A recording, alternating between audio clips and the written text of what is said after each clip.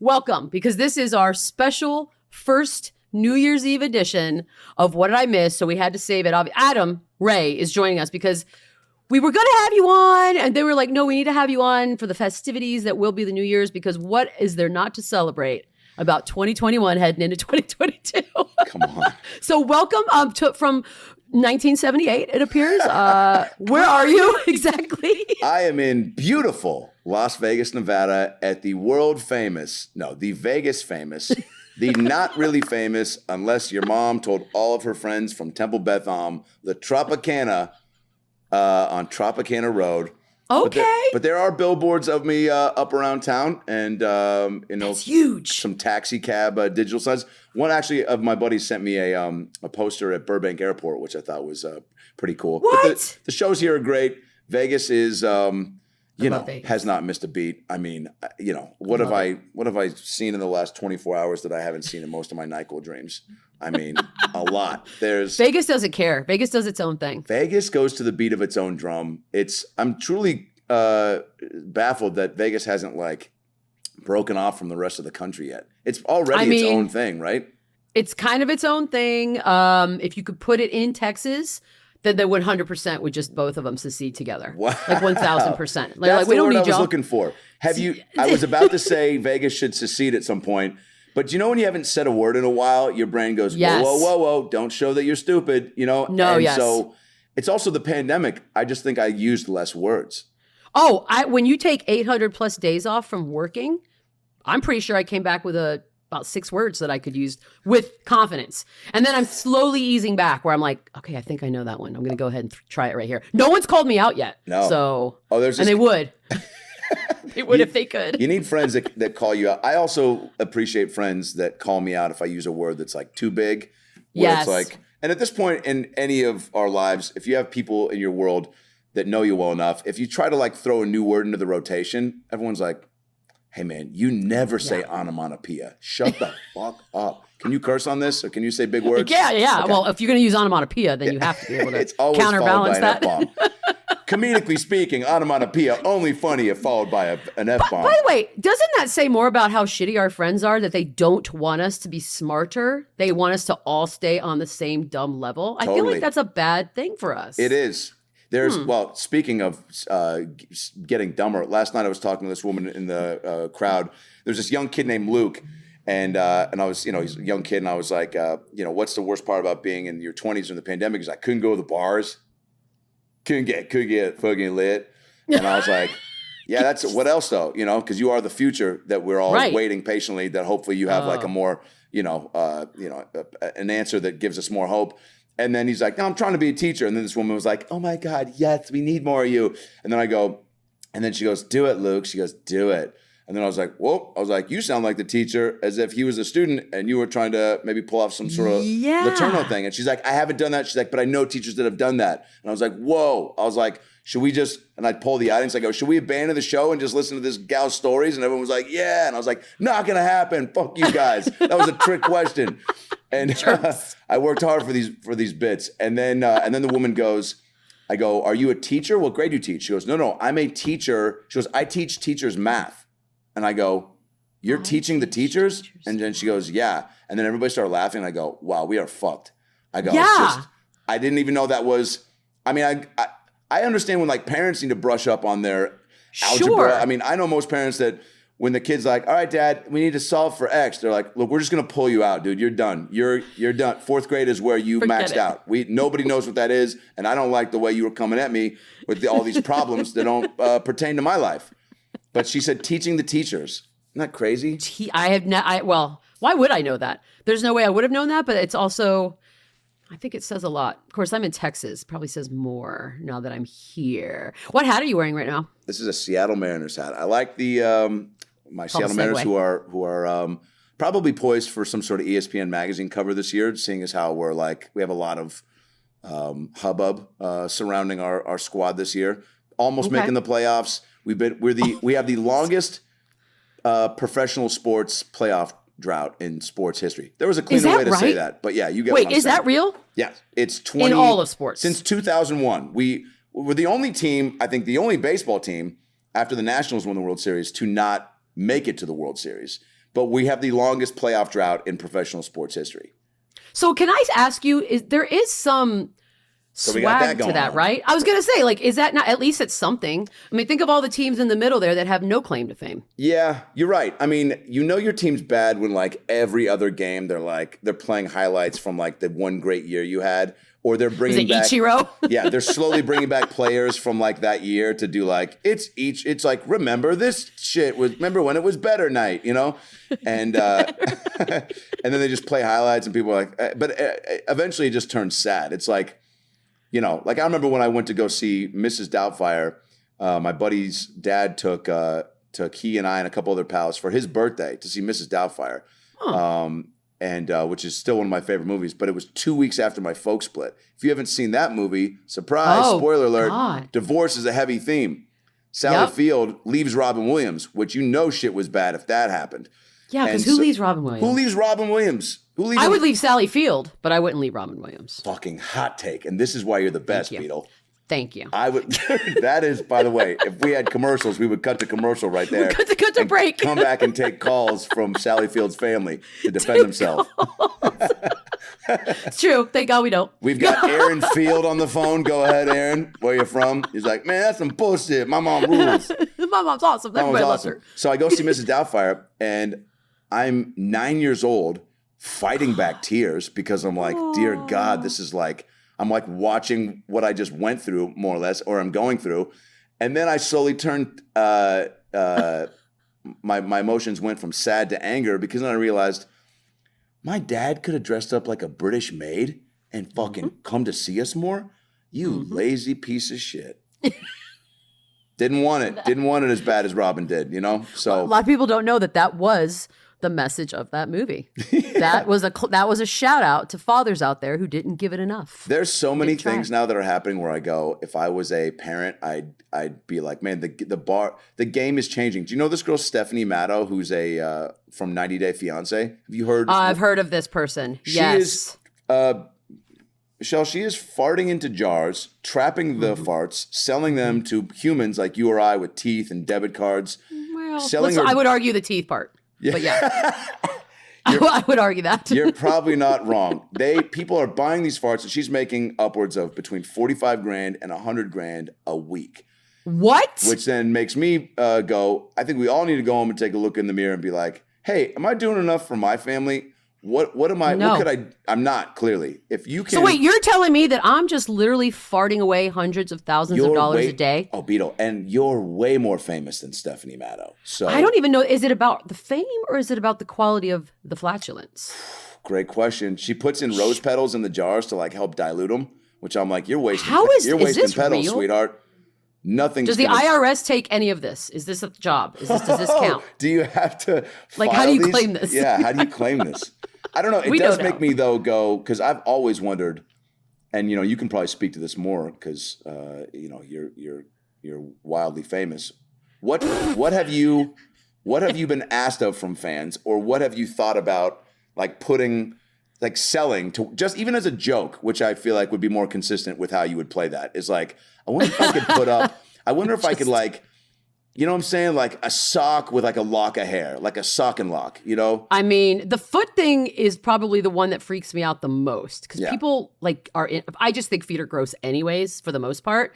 So yeah, or you would just send like your underwear, but it wouldn't be your underwear. It'd be like a pair of men's underwear with like a chocolate bar smeared all over it. Yeah, but signed, maybe signed with your name obviously, in chocolate. I mean, yeah. I sign all my underwear anyways, so it just... That wouldn't even have to do that. Wait like that's like real quick sad tangent. So when I went to camp in the fourth grade, my mom wrote my name on fucking all my shit. Like I don't know why. My mom's single mom, like You're just trying to fucking like I think overcompensate, and I think was doing things that she didn't have to do because she felt like she just needed to do more. So she's like, "You're going to camp. What if someone steals your thong? You know, or sorry, underwear. You know." And so. We grew up in a weird house. And so she goes, so she wrote my name on all my shit. And I remember like some kid finding my underwear, like, I don't know, in a dirty clothes basket, or maybe it was near the swimming, I don't know what it was, and held it up in front of our whole bunk and was like, you gotta be fucking kidding me. You know, it's always that kid that sounds like that. Sounds like he was always. He's definitely going to be on Dr. Pimple Popper. Like, you gotta be fucking kidding me. And I was like, hey man, can you put my underwear down? He's like, your mom wrote your fucking name on your fucking underwear. And oh my God, this is why you're a comedian. 1,000%. Because you're scarred. I mean, you know. Repeatedly. Mom did so much damage, and now all she wants to do is be in my act. She just says anything. Goes, you should put that in. I texted her. She called me when I was at the bank. I go, sorry, Mom, I'm getting a new credit card. Autocorrect changed it to, I'm getting a Jew credit card. My mom just texts back, sounds good. I'm like, wow, you're not even going to question the fact that Chase is offering credit cards solely for Jews. That's how supportive she is.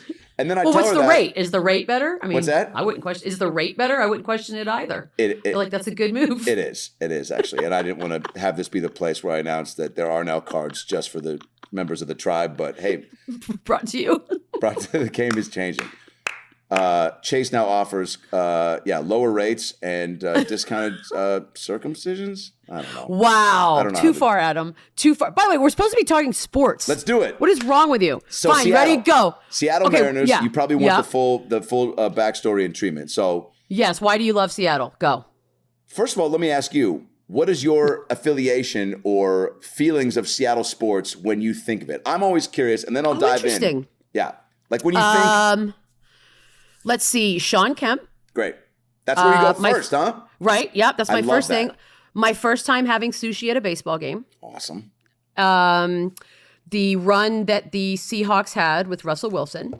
Oh, wait a minute. You just spoke in past tense as if you're insinuating the run is over. Ooh. Do you not think the run is over? All right, let's get into it. I think. Yeah, go. So I was at USC 01 to 05. For acting school when Pete came in. So I was there, that 30 for 30 Trojan War, I was there that whole time. It was bonkers. I've always enjoyed college football, but man, going to a stadium where watching Reggie Bush was equivalent of watching Ken Griffey Jr. growing up, where you're like, I'm truly watching a talent that is, I think, once in a lifetime, generation, whatever. And anything can happen. There's going to be something special every time we go, whether it's, with Griffey, an amazing catch, Reggie, going to one side of the field, flipping the legs and going the other. I mean, just crazy plays. And so just the whole culture of it was insane. And then Pete leaves and goes to my Hawks. Everyone at SC was bummed because they thought he slipped out the back door. That's, for sure he probably did. And but I was pumped that he was coming to Seattle to change the culture up there. I think that at the beginning of the season, I said after Russ got injured, I was like, and then all the trade talk got so blown out of proportion. Which again, I want to hear your take on this because I was getting really pretty. I was going to say perturbed, but I'll go with upset. That's fair. Okay.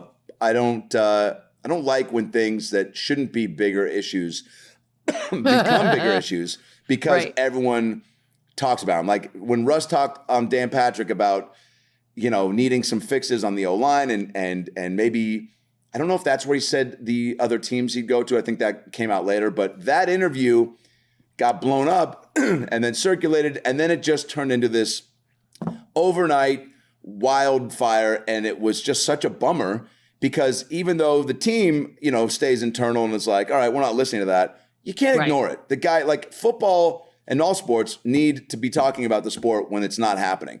Basketball crushes it, and I feel like in the off season because all the guys are on social media. They're doing a lot. They're all active. They're, football and maybe is getting there, but that was everyone was just foaming at the mouth to keep that story moving. And it bummed me out because I knew as a fan, I was like, the longer this goes on, the more damage it's going to do. And it sucks because it probably could have been worked out, and maybe it was worked out, but then it's just one of those things where it's like you can't ignore it, and I don't think Russ is immune to like paying attention to that stuff. On the flip side, nobody is. On the flip side, I do feel like that at some point we had how greedy as a sports fan can you get? I went to that Super Bowl against the Broncos. It was unbelievable. The second one, I try to not talk about, but if we do talk about it, then we can talk about, we can just cut to some puppy videos to erase that memory because that was fucking devastating. I've never seen it's iconic, but in the worst ways. I mean, real quick, as a sports fan watching that, were you just like, wow, this will go down? Yeah. It's up there. It's like a Buckner moment. It's like it's on that list, I think, because you're there. You're there. You're at the pearly gates, and then you're not. And it was in the blink of an eye because of something stupid. I also kept trying to justify, like, I think there was like a minute and a half left, so Brady would have marched down the field. I went and rewatched it about a month ago. Every now and then I try to rewatch certain videos that I go, wow, like Oprah giving away cars. Watch it once a year just to remind yourself how sweet life can be. Also just seeing people freak out and seeing Oprah like lean back and go, is just like really, it's terrifying, but it's also special. The Malice at the Palace, and then there's the video of Afro Ninja, the guy doing the backflip, the audition where he hits his head and then gets up and keeps trying to nunchuck, and they're like, "Are you okay?" And then someone goes, "I don't think he is," and then he falls out of frame. And the Grape Lady. The Grape Lady is probably a once a week viewing where she's just like, and stop. It's a lot of videos to watch. It's a lot of videos. Yeah. Got a lot of downtime at the Tropicana. So that's how we prep. It's how we prep. So the goal line, blunder. Debacle. Yeah, okay. Truly just, when I rewatch it, I go, oh, no. At that point, like, there was maybe not even 30 seconds left. And I was like, oh man, even more of a dagger. So I think after that, I've heard many times and players come out and slowly pepper in, insight into that time after. And it truly said, because that squad, the fact that we got 2 Super Bowls was pretty incredible. I think nobody would doubt the idea that we probably should have had to with that squad. Yeah. But now everyone is trying to say, oh, those teams were only good because of the defense. And now Russ is showing that even he wasn't really a factor then. But then you see these years where him and Doug Baldwin set records for the first 8 games when we had no O-line and Russ is scrambling and creating a lot. And then you go, well, maybe that's all he can do. And maybe he needs a shitty offensive line to kind of be the crazy playmaker. Desperate. Yeah. But he's never had really the ability, except for maybe those Super Bowl years, to stand in the pocket Brady style and just survey the menu and take his time. Brady gets to go to a Cheesecake Factory. Here's a great analogy coming your way, and I just thought of this. This is exciting. Brady sits down and goes, doesn't even look at the menu when he sits down. Because he knows he has time. He sits down, he just looks at the Cheesecake Factory. He goes, man, this is a nice cheese. Boy, the Glendale Galleria Cheesecake Factory has really stepped up their lighting there. I think that's a new server. Who is that? Gabe? I think that guy also. I think I saw him under the freeway sleeping on a MyPillow asking me for extra cashews. And I think he works on the Beadle podcast, and now he's working at the Cheesecake Factory. This guy. Those are secrets. Those are behind the scenes secrets. BTS. So he's sitting down, and then he looks at the menu, and he's like, oh man, there's so much good stuff. I think I'm gonna.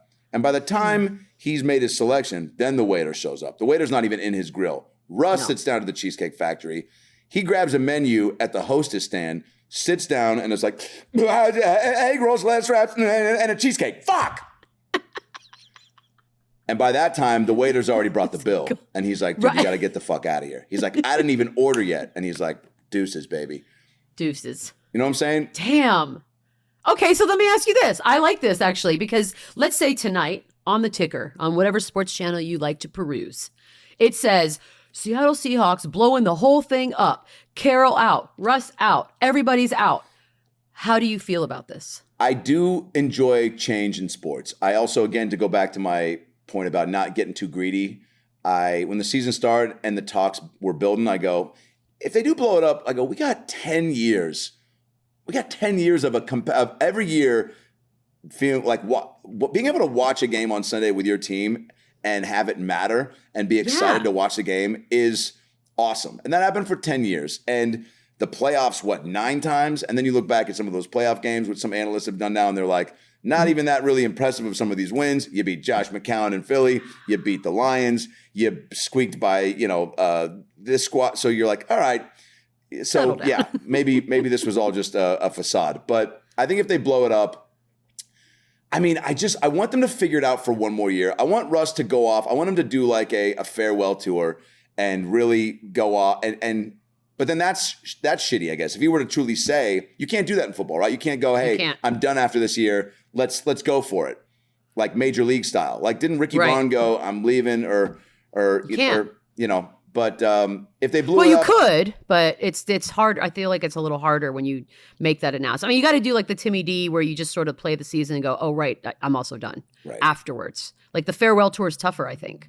Tougher. I don't think I wouldn't be shocked, but I'd also be like, I'd be bummed just because to have it end like that. And, you know, if Pete goes somewhere, but I feel like if Russ goes somewhere else, he's just going to dominate. And then that's that. Wow.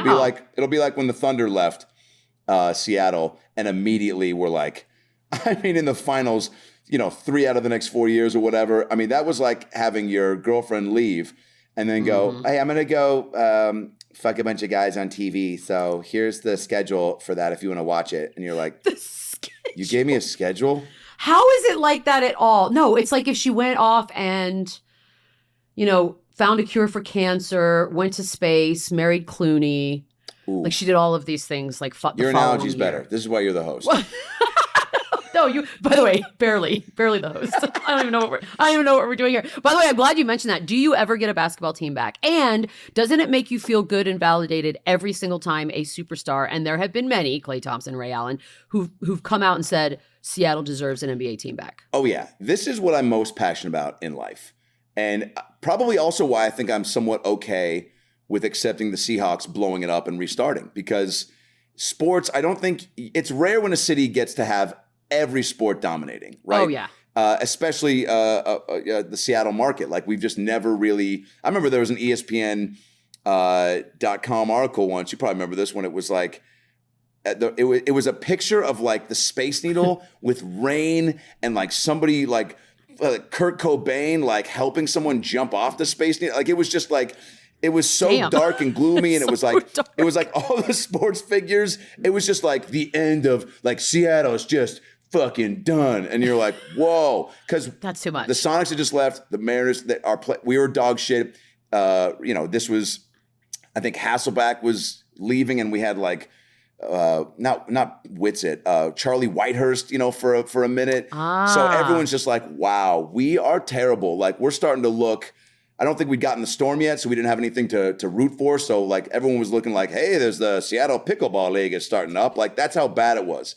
So when the Seahawks talk about blowing it up, I go, well, the Sonics are on the horizon. And why is that, Beadle? Because we got a hockey team, which I didn't grow up with hockey, but I love hockey now because we got a new arena. And with the greatest name. The Kraken. The Kraken? Yeah. How do you get to have the best name in sports right off? That's not right. That's not fair. Well, we bounced it out right off the bat with just a dog shit team. So okay, that's fine. Yeah. Yeah, you can't have it all at once. Now, right. Would you go if they called it the Crack House and they labeled the fans crackheads? Would you still go? 1,000%. I would dress the part. I would act the part. What if they handed out fully like commit. Like not veneers, but like fake teeth that were like, yep. So every time there was like a goal, like, or they cut to like the I don't know, like it's like Methy Monday, like they cut to a fan that's like, you know, or maybe they just find the fan that's got that going on. And then I was going to say, we're all Dave Chappelle. We're all just like, yeah, just like that. That to me would be, it's the honestly, seat upgrade. If they were good enough, all of it would fly. I know. All of it would fly. When you're good, all of the in-game entertainment, the in-game entertainment does line up with how good the team is. Yep. I remember going to a Lakers game when it was Kobe against the world.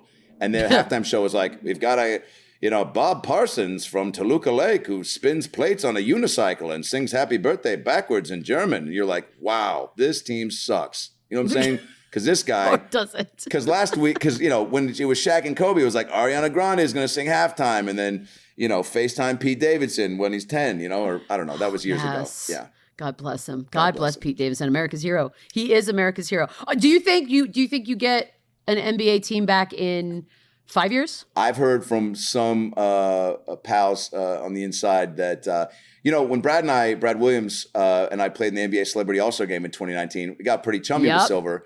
And how we got to play in that, by the way, is so funny. We were, I went to the NBA Awards with Adam Devine. He took me for my birthday. I was wearing like this, I went and got a new suit, and Adam in the car over goes, "You look like some European guy's agent that's trying to push him and get like marketing deals for him at the awards." I go, I like this. I go, awesome. So I went up after a couple cocktails.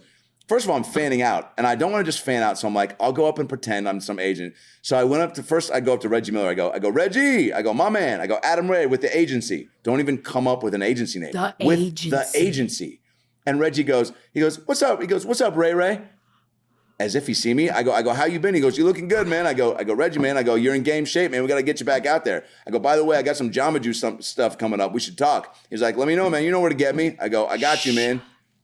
Go up to Vin Baker. I'm like, yo, Vin, man, what's going on, dude? And then Dikembe, Shut up. I mean, I went to everybody and just had a different scenario, and they all acted. Maybe it's part of they're good. the media training, but none of them looked at me like, "Who are you, dude?" Well, Barkley would have. I feel like Barkley would have been the only one. I want to believe that actually. Barkley said, when I go, what's up, man, Adam Ray, and then he turned to I don't know who it was, maybe one of his media guys, and he goes, he goes, oh, what's up, man? What's up? He goes, hey, to his friend, he goes, you know Alan Gray? And I was like, not even close. Yeah. But so then we go to the after party, and Silver's there, chumming up with him for a little bit. He goes, come to Summer League. I got you. I hit up Brad. I go, we got to go to Summer League. The commissioner said he's got us. We got to see what that looks like.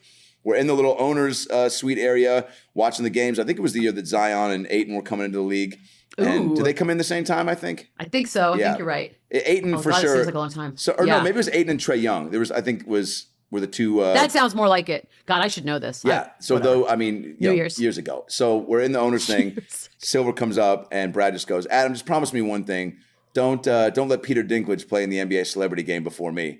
Adam laughs, goes, yeah, fuck that guy. And we all start laughing. And then he goes, yeah, you can play. And then there's kind of this beat, this pause. And I go, hey, Adam, Brad's just a prop. I actually play for real. So, and we're a package deal. And he was like, hey, you can both play. And then he looks at his watch and goes, all right, I got to get to a meeting. I'll see you guys. Robert Sarver's about to say something sketchy. I got to get out of here. And then he bounces. And I go to a guy who was helping us out. And I go, this guy, Jared, who's like his right-hand man. I go, Jared, are we in? He's like, he's the commissioner. I guess stay tuned.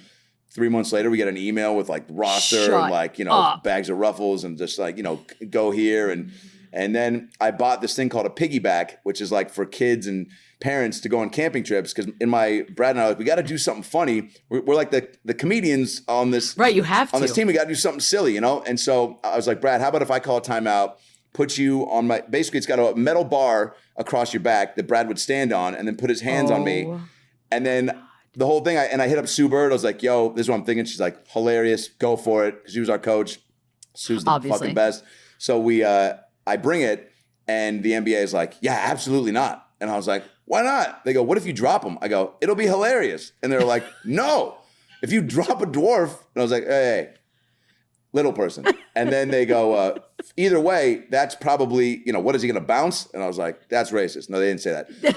But they go, he's going to turn into cookies, as Brad would say. And so we didn't end up doing it, but we did try to do one trick play where he went through our legs. The whole point of this was Adam Silver said, we need that arena. That's all he would say to me. And now that we got that, I've heard that sooner than later. But I love that you said like Clay. I mean, yeah, everyone wants it. So many. It's a great city. Russ has talked about, stepping up. LeBron even. I know Kevin Garnett was talking about moving the T-Wolves, but I think that kind of fucked it up because they were going to sell it to him, and then he was like, and then I'm moving it to Seattle. And they were like, yeah, you can't say that we're not first. selling it to you, man. Yeah, you can't. It's like when somebody wants to sell you their beautiful house, and you're like, I'm going to turn it into an Airbnb. You're like, nope, never mind. Nope, not selling it to you. Nope, you're out. Sorry, I love this house too much. And no, you're not going to do that. Yeah, it's weird to talk about adding teams or what have you when we're living in a time where teams are literally morning of games trying to find anybody in the zip code that can maybe play basketball that night. In the NBA, I'm like, who's playing tonight? Maybe now's the time to do it. By the Sign way, a bunch of dudes we never heard of. Are we easing into the replacement era? Like, are we it feels like dipping? it. I mean, all these 10-day contracts. I keep seeing on Instagram, like who? LeBron's like, yo, Meta World Peace, stay ready. And they're like, dipping into like Chucky Atkins, deadlift shrimp. I saw him doing curls at curves, and like. I'd watch that. But that's the thing about basketball. Like NFL is a little tougher because no sane person is just gonna be like, I'll do it. But NBA, this is a game that people still play to stay active. And a lot of these guys are still in pretty decent shape. And it would be so much fun if my basketball card collection was allowed to come back to life Just one more time. Oh my God. One more time. What a great documentary, by the way, Beadle, that you should definitely host and just go around getting celebrities that have. Are we doing this together? Or 1,000%. Will you go through and go through the collections? Yes. Because I have balls. I would go to Mariners spring training in 95 when I had balls from A-Rod, Griffey, Randy, but then the Giants were there. So I got Bonds, Matt Williams, the Padres, Ricky Henderson, and all this stuff that's just sitting in boxes. And I'm like, is it even worth anything? Because I think Yu-Gi-Oh! And Pogs and fucking Magic the Gathering is just like, you're like, I got a signed Griffey. They're like, well, we've got a signed Balbazar. You're like, fucking, I guess that's cooler. I guess I'll lose that one. I don't even know what that word is. I don't even know how much that. No, you're right. We have tons of cool stuff we could probably figure out a way to do something with. What is your most prized card, whether it's worth a lot, if it's worth a lot to you? Like the one where you go, I will never trade this no matter how I have a David Robinson rookie card, which I mean, obviously the cards I love the most are going to be like the Spurs ones, just because that's what I love. You got a Vinny Del Negro cardboard cutout in your kitchen? Of course. Well, God, I wish. No, but my mom she's so Italian and so out of it. And I remember when my dad was still working, she would go to like Spurs fundraisers with my dad and just walk up to anybody. I would give her like my basketball cards in this cute little notebook, this little Spurs one. And she would just take it with her. I didn't ask, but she did. And she would take it and she'd walk up to anybody tall and say, will you please sign this? And they would be like, but she's like this little tiny Italian woman. And Vinny Del Negro, who of course, Italian last name as well, he would like look through it and he'd be like, okay, well, this one's me. And she sign it. So I have all of these random Spurs basketball cards that are signed only because my mom was too, ignorance the word in the sweetest way. She just didn't know. Yeah. And it was beautiful. And only a little tiny Italian mom could get away with that anyways. You can't just walk up to tall people, Mom, and ask them, sign this. You have no idea who that is. It could have just been a tall executive of some sort. Yeah, don't assume. Yeah, but luckily, Vinny Del Negro was a Spur. Who's the most, you guys have had, is it safe to say that the Spurs have the most Italian players of all time? I mean, we definitely have a large range of people who speak multi-languages. Cool. I would say that. For sure. Even Timmy like D in recent years. spoke. Yeah, it's just like smart. Like a smart group of worldly humans. Does that start at the top with Pop? Is he like, yo, if you're going to play for me, you need to either speak Pig Latin or Japanese? Yeah. Otherwise, get your ignorant ass out of my gym. Yeah, no, totally. I feel like maybe it's just Spurs have also had like a really nice run of foreign players. Like they've known about secrets before anyone else did, it seems like. And so that they've had pieces of gold that everyone else, I mean, look, Manu Ginobili, like, come on. He's a Hall of Famer now. Yes. I love that you said Kemp immediately when you thought of Seattle Sports.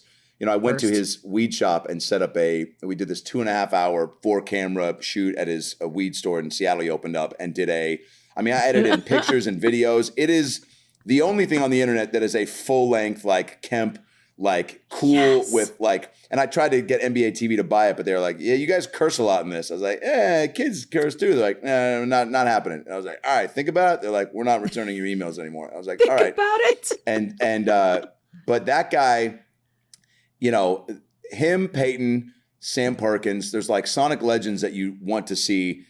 Schrempf, Hersey Hawkins. Yes. So many. Even Steve Scheffler, who was like, rode the bench, but like was 6'10" and 260, went to Purdue and was a baller, but was our garbage minutes guy he was a guy that went into the game with 4 minutes left when we were blowing somebody out and everybody would go nuts. It's a standing ovation. Exact. There's always one. We had Andrew Gaze. We had that guy. Who is it? Andrew Gaze, the Australian. We put him in at the end of the game. Everyone would be like, yes. Isn't it awesome? It's happening. And then I just love that. What's crazy too is you go, this guy was probably he's still in 100%. The NBA. Yeah. And he was amazing in his country. His country. That's not an Australian accent. Jesus, what was that? Oh, you do that? Yeah, who was that? It sounds like Transylvania. Okay, I feel like we have a lot more to talk about. Yeah, I know we have to take a quick break. Great. I also know that they have some sort of game set up for us that I feel like is going to be more towards your strengths than mine, and that's the tease. Welcome back. We are going to play a game that I don't really understand, and Adam certainly doesn't have any idea about. But luckily, 1994's Ethan Hawke, played by Gabe Goodwin, will be hosting said game. Thank you for dressing up for our New Year's special, Gabe. Take it away. I know you meant that as a compliment. As a child of the 90s, that was a very nice way to introduce me. Thank you. Yeah, You're Gabe, welcome. Didn't I buy cigarettes from you in Grand Theft Auto a couple weeks ago? Yeah. No, I was your server at that cheesecake in Glendale. I knew there was something about your voice and your chin beard that just was triggering a memory. Yeah. Well, listen, I'm here because I'm supposed to set you guys up for some fun tied to the new year. So, listen, a lot of stuff happened in 2021. Not all of it was great. We think there's room for improvement in 2022, right? So I'm going to tell you something that happened in 2021 and leave room for some blanks. You're going to fill in the blanks with an improvement on that situation in 2022. Does that make sense? Okay.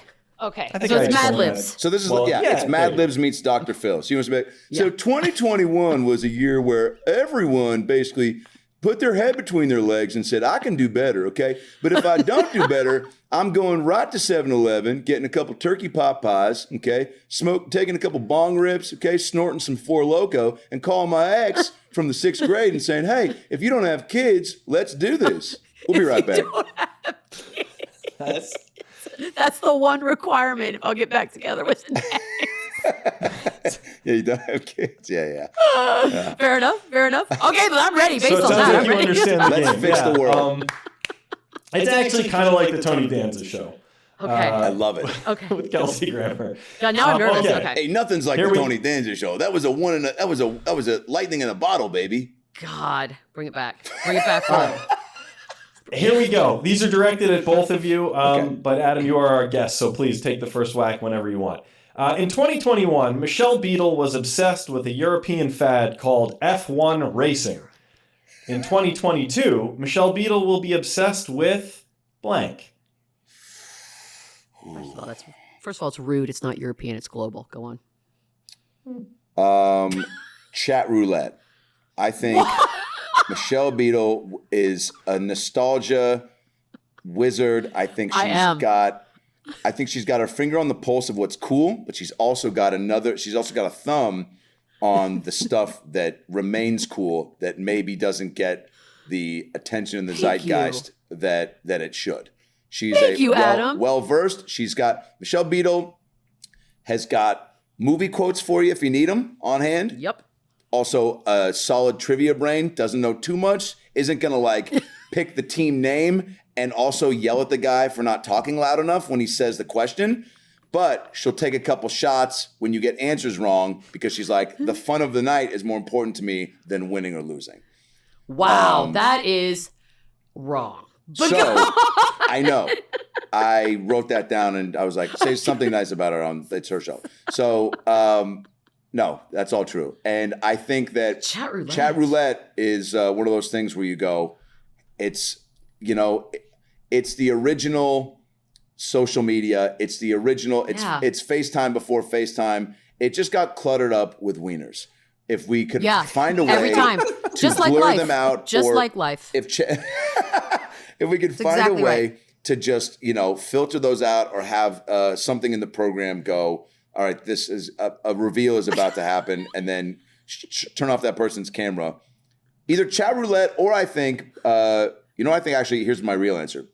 I think Beatles in 2022 going to become obsessed with podcasting, with this new venture, which is great, which is what I hope for, because seeing you behind a mic again is getting me all sorts of excited because you are the fucking best in the biz and everybody knows it. And every time I saw you or thought about texting you, it was accompanied with a fucking get back on TV or a computer screen now. You're too fucking good. So I think she's gonna get all wrapped up into this and have a hashtag Beatles back type movement going. Wow. Okay. Fair enough. Yeah. Fair enough. I'll take it. Beatles any notes, or we good there? Also, I mean, I don't know. Also, go ahead. Jean shorts. I think she's gonna get real into Shorty jean shorts. Yeah. Shorty shorts. Once that San Antone summer starts showing its legs, and she's gonna turn up the LFO and start singing all the words to Abercrombie and Fitch. And how's that song go? At least you know the melody. That's all we needed. That's all we needed.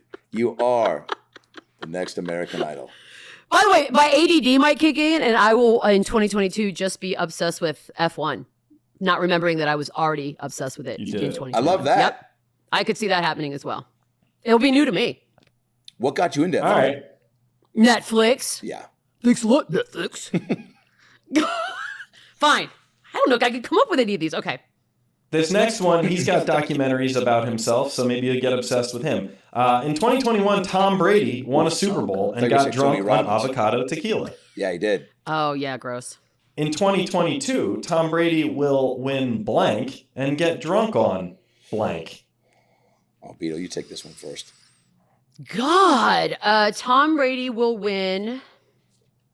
Honestly, that sentence is insulting to me because no matter what I fill that blank in with, it will be obnoxious because can we just say in 2022, Tom Brady needs to just stop winning. Oh, I'm done. Anything. I'm done.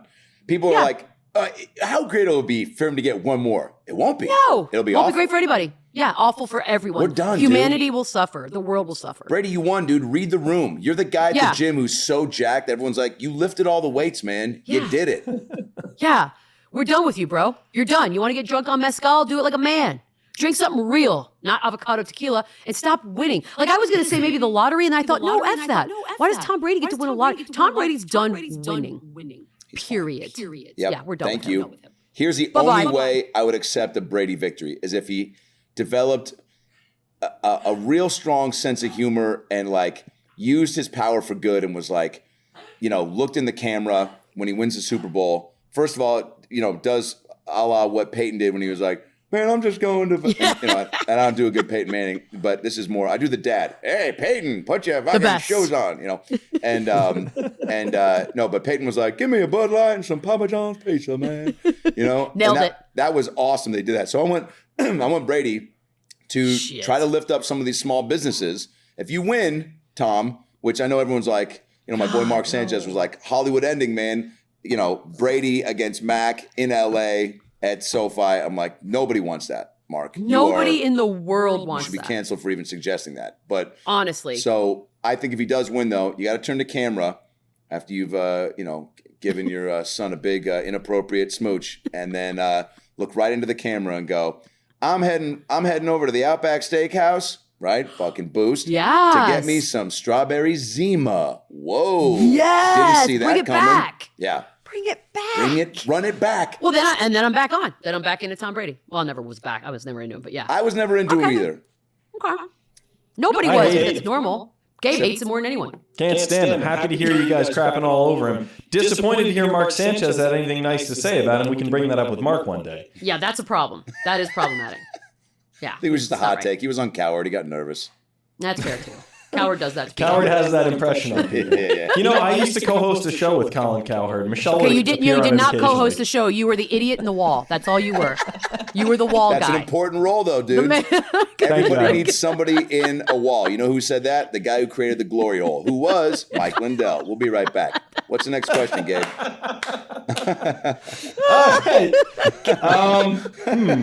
Where to go next? All right. Where to go next? In 2021, LeBron recruited all his old buddies to play with him in LA. In 2022, LeBron will recruit blank. John Stockton. Next question. Good. Time saver. Love it. Jeff Hornacek. The entire 2021. I'd watch David this. Benoit. I'd watch it. Greg Ostertag. By the way, where in the world is Carmen Sandiego? Where in the world is Greg Ostertag? Okay, I don't like playing these games because then I have to go, is that person still alive? Oh. Nah, I don't play these games anymore because I think I've learned the hard way a couple times. Damn it. They were not. Yeah, I don't want to know about an untimely Ostertag passing. But Me neither. But I also feel like that guy just never wanted the limelight. Well, So- I mean, would you if you were? If you're Ostertag, I doubt Ostertag's on Instagram. But in the same token, like, Is he? Where's Vladi? You don't see Vladi tweeting about like Russian tequila or something, right? Or no, Vladi's winning life Yugoslavian. somewhere. Yeah, Yugoslavian. Is it Before true? the split. Is it true? And you probably know these inside scoop stories that Vladi would like smoke like in between game. I mean, like that he. It was just a different era. Quarters. Between quarters. Between quarters. Is that true? I don't know. How old do you think I am? But yes, I'm going to say it is. I'm You're just a confirming it. sports fan, but I feel like that, like those types of little NBA stories find their way around. By the way, if I say yes, who's going to say no? Yes, Love that is a fact. Nobody fact checks, right? Confirmed. That's Nobody what I facts love. check. That's why the Facts check? Inquirer has made such a fortune off of those headlines. I remember, here's how gullible Yeah. I am. I was at a grocery store, like cashier line, and I'm just, looking around, being like, "Do I need more chapstick? No, probably not. Right? Do I need? Probably, yeah, always." And so I see this Enquirer magazine cover, and it says they have a picture of Oprah, and she's making this face. Oh no! And the headline says, "Oprah hospitalized after giving birth to 600-pound Fig Newton baby." And I was like, "That can happen." And my first response was, "I hope she's okay." Yeah.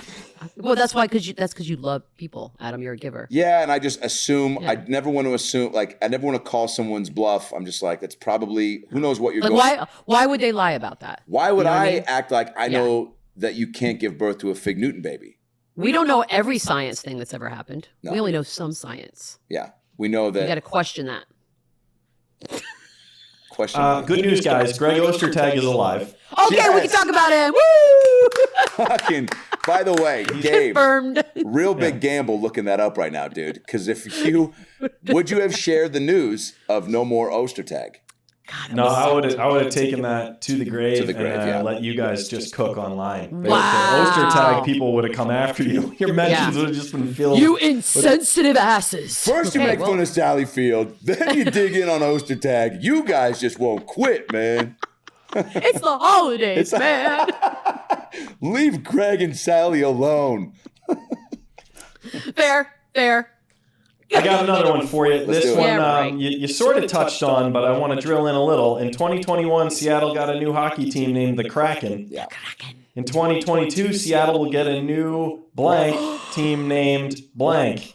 Ooh, Adam. Well, Have we renamed the team yet? No. We get to keep all the name, and I believe we keep SuperSonics. Yes, we keep SuperSonics. We have the name. It's the history that. So, by the way. Great question, Gabe. And just for the sake of wanting to put that out there into the Mark Zuckerberg metaverse, I think that SuperSonics in 22, and that's the team name. We own the team name. The history, I think, the Thunder somehow acquired. See, that's what I'm saying. Fuck, dude. Appropriated. They appropriated. Cut this part out. They appropriated. But we can because they wanted Kemp and Payton. The Thunder invited them to retire their jerseys in Oklahoma, and they both were like, "Eat a dick. What are you talking about?" They didn't say that, but they said, "No thanks." Where? Yeah. No. Yeah. Where? Tulsa? Fucking. That's still a place. Tulsa. Yeah.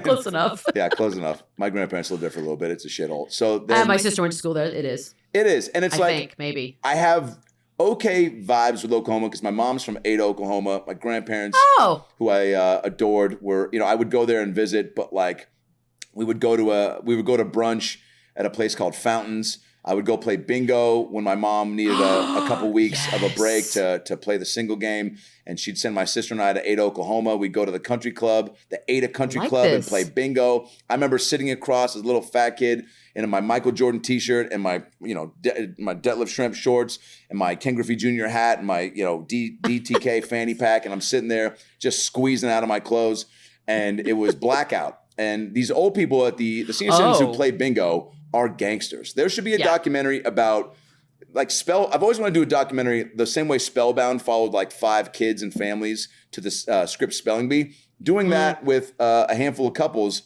or solo adventurers to a bingo competition and follow their stories. They're also older. Their stories are going to be cooler anyway and have more to talk about. We're not getting stories out of old people enough as it is, I feel like. So you follow them around. I'm sitting across, though, from these people, and they're fighting. One of the gals is like, "I'm really good at blackout." And the husband's like, "You're not good at it. You just have to cover the number with the beans. There's no skill involved. You just have to cover it. You're not good at it. Shut up." And so then there's a guy with a voice box who I'd never seen before. And he was on a tear. And he, the whole time, my grandpa's like, "This is my son, my grandson, Adam." He's like, "Nice to meet you." And I was like, "I don't know what you said, but yeah, man, what's up?" And he was like, "Oh, yeah. I was like, "You got it. Probably tomorrow." What did he say? So then he wins bingo on the across, but he couldn't find his little lever. So I'm watching him freak out. So he's like doing this. And I was like, "Grandpa, I think this guy's fucking I don't know if he was having another medical issue, but he's looking and he won bingo. And the woman's, we were deep into it. She's like, I-68, N42, keeps calling. This guy had won. And he's looking. And then finally he finds it. I'm watching this whole thing. The anticipation is building. And then finally he just finds it and grabs it and stands up and goes, "Bingo," and just screams it. And I start laughing to the point of crying, and this guy won like the big pot, and then somebody saw me after and came up to me.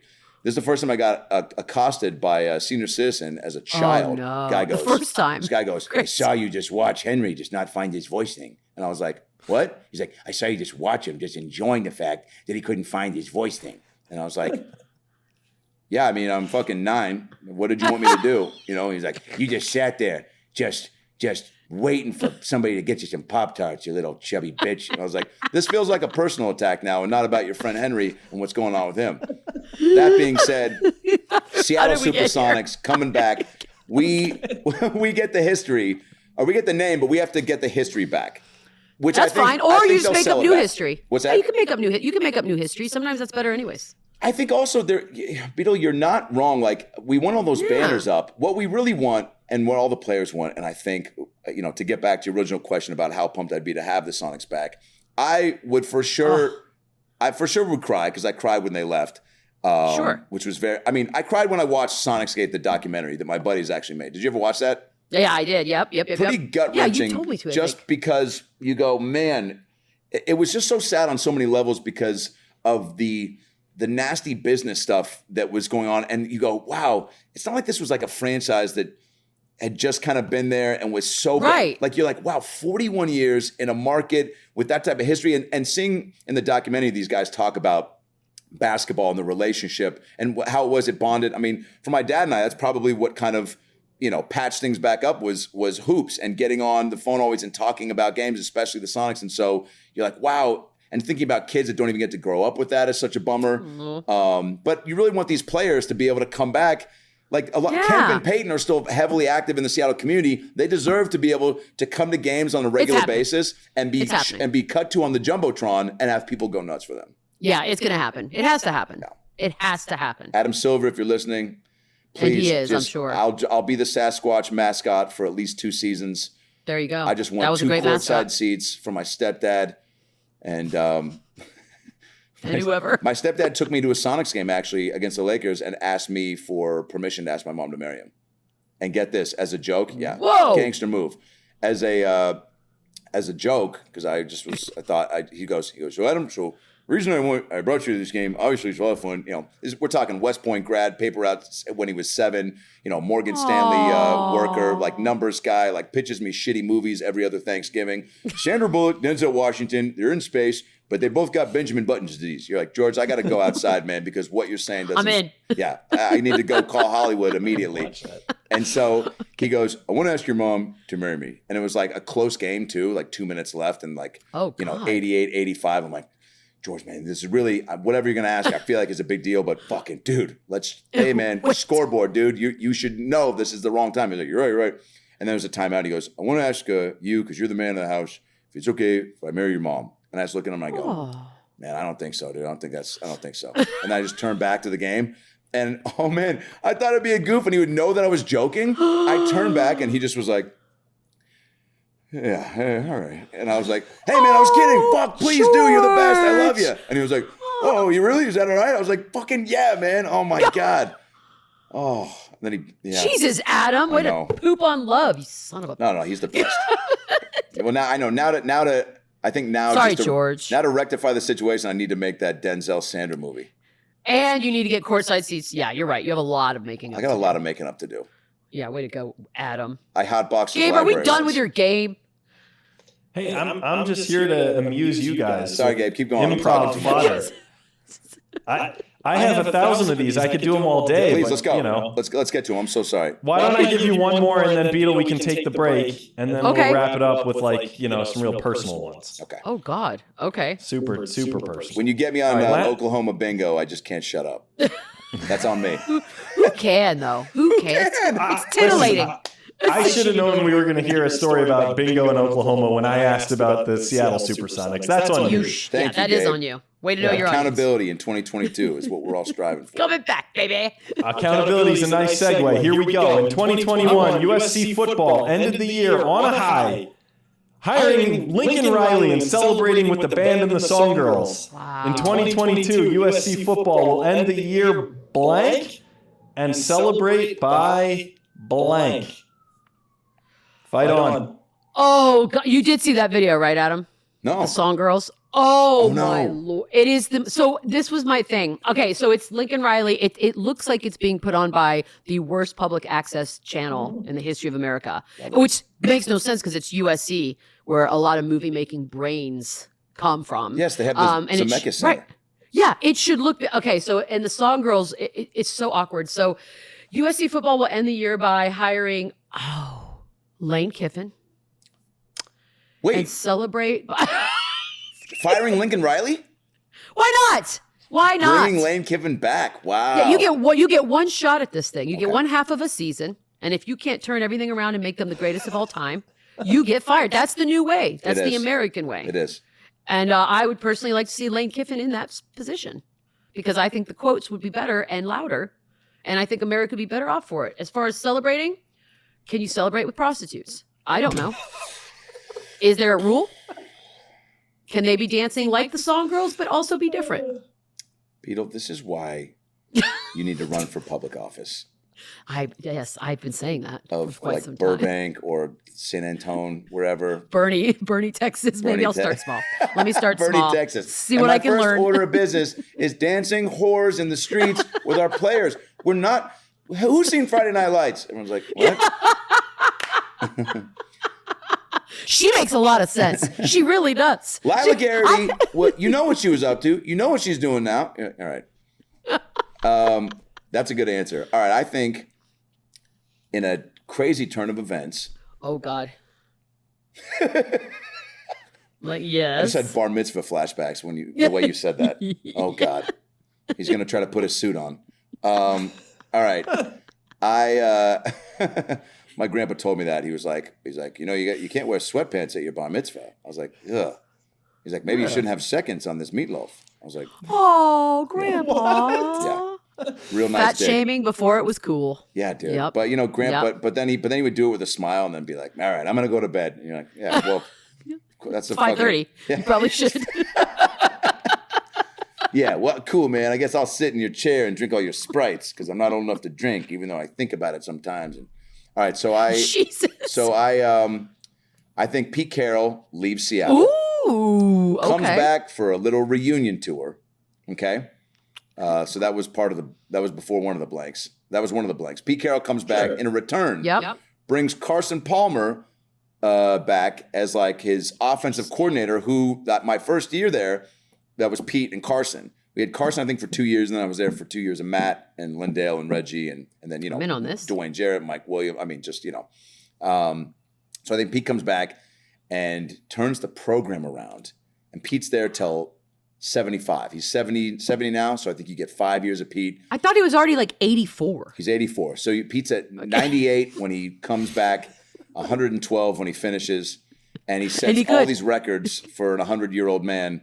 And they cut, and then I like this. And we win multiple championships. Vince Young is like the coach at Texas, and we play them in the Rose Bowl. And it's one of those things where Vince goes for it on 4th and 2 and doesn't get it. And we win, and they all go celebrate by going to Amsterdam to the red light district, just to piggyback on Beadle's partying with the prostitutes. And I like the theme.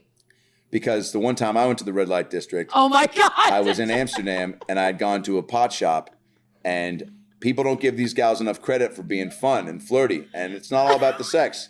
I was so high, I got lost with my friends. I went to a McDonald's, got an Oreo McFlurry, wandered into the red light district, and I say wandered, truthfully, I didn't know where I was.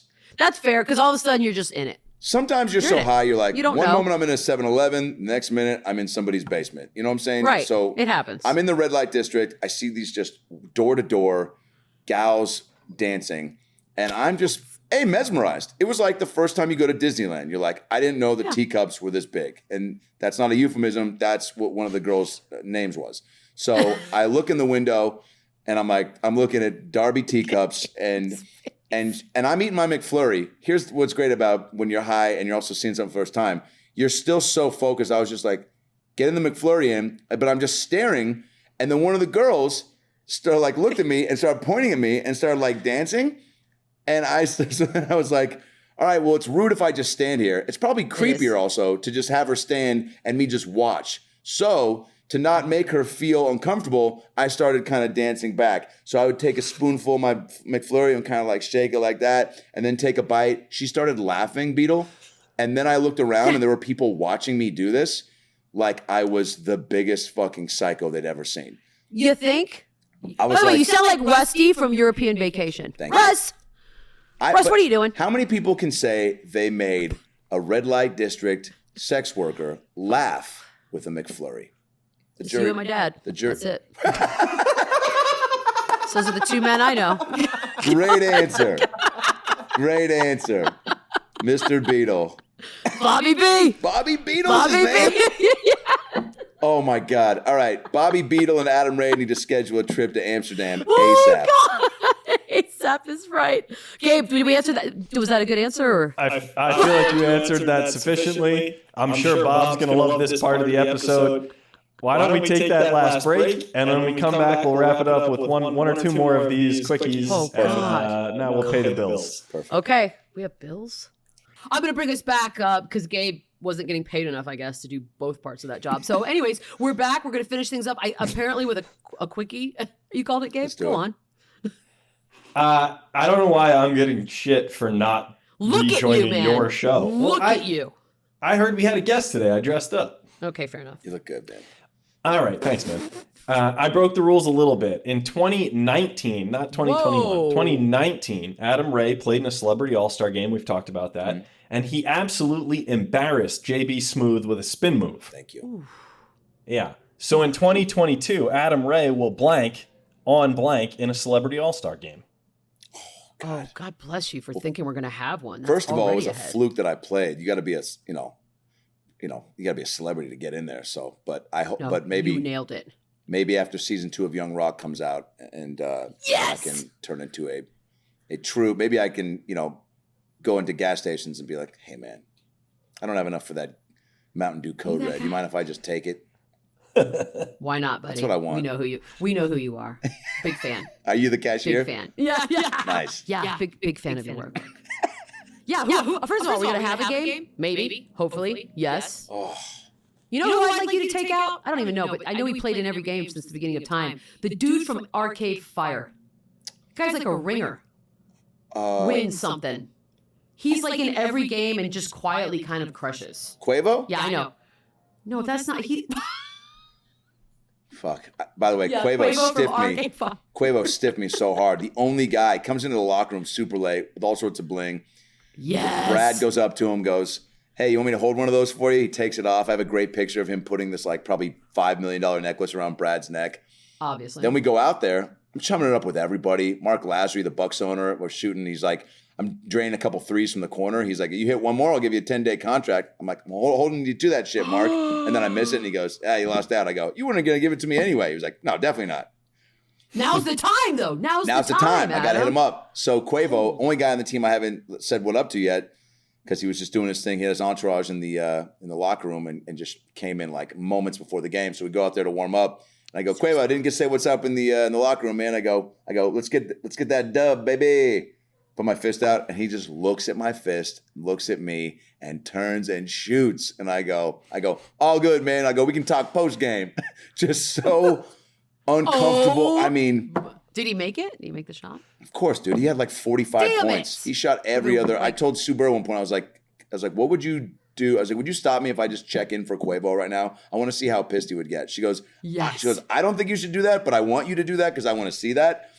And then I ultimately didn't do it. But so who's the guy in Arcade Fire that plays all the time? It's Win something. Win Butler. Yeah, Great Win name. Butler. Oh yeah, like literally always. Just like everyone's like, who's that? And they're like, oh, Arcade Fire. I remember that. Yeah, and he's good. He's like legit. Yeah. But I don't know why I brought him up. That's so random. Because you want me to I do some sort of dunk on Win Butler, I think, dunk is on the Win answer Butler? to the question. Okay. Yeah, that maybe, yeah. But everyone's like, who? So I don't know if that works anymore. God, I failed at this. I'm sorry. I'm sorry, Gabe.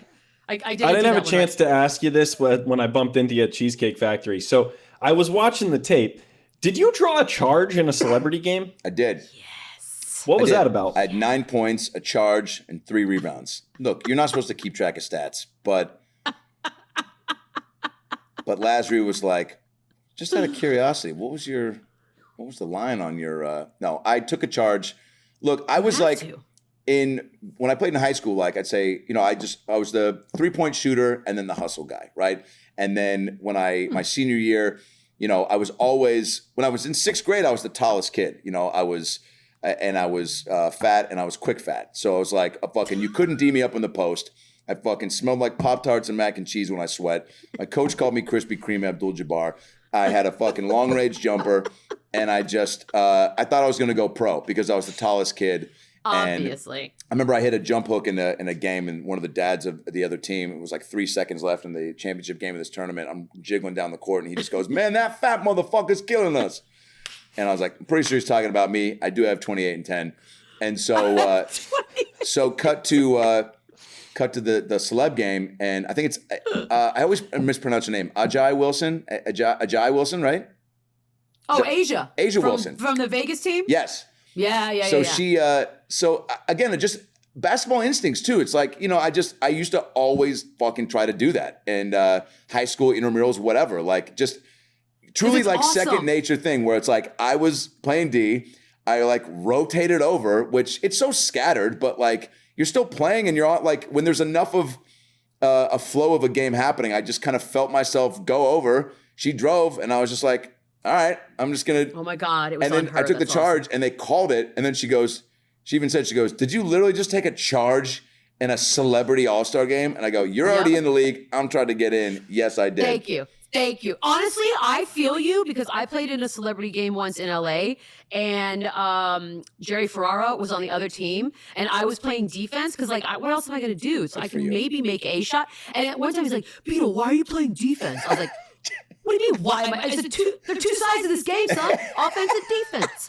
I'm sorry. I didn't know you didn't know fundamentals. Wait, that's right. You played, that was the Staples Center one, yeah? Yeah, that was fun. And I really that's all I could do. All I could do is be annoying. And he literally is like, why are you playing defense? And I was like so insulted for the fundamentals of the game. How dare you?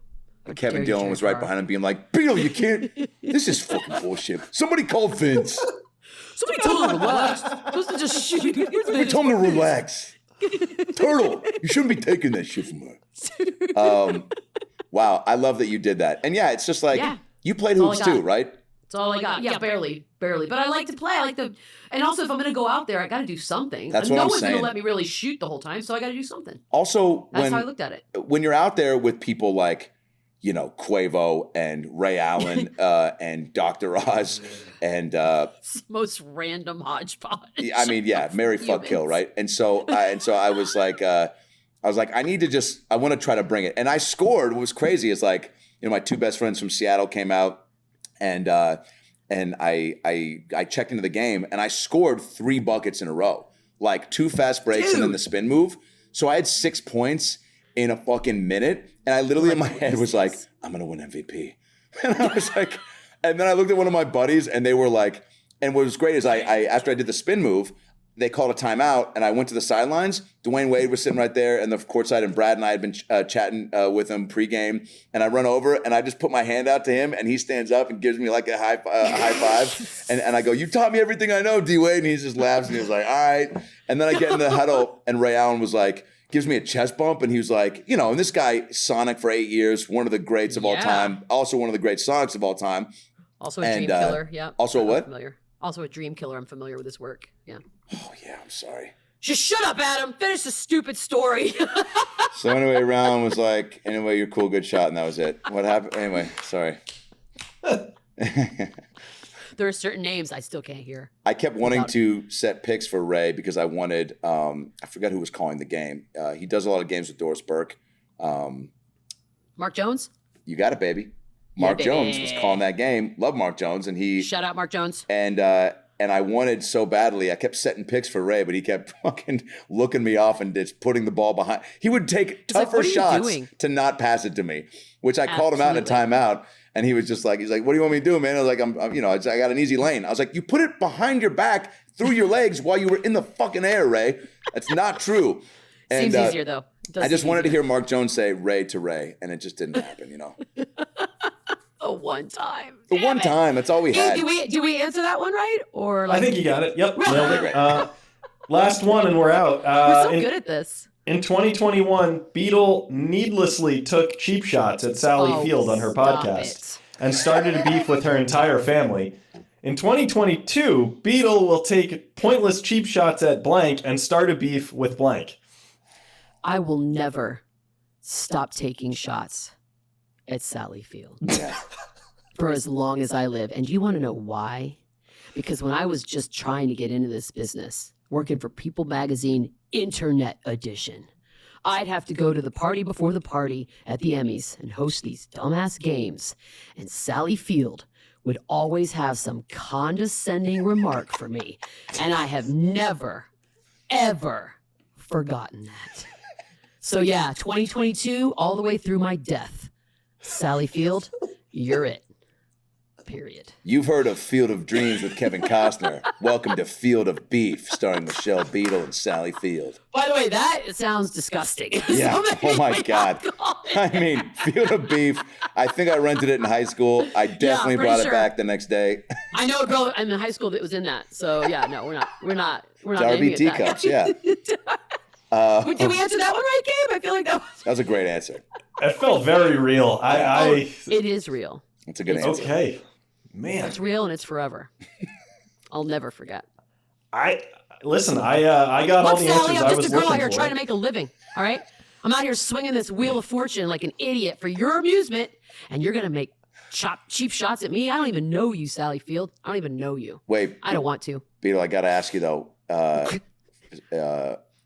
Real talk. Would you really do those Emmy? Yes, the party night before the part, whatever it's called.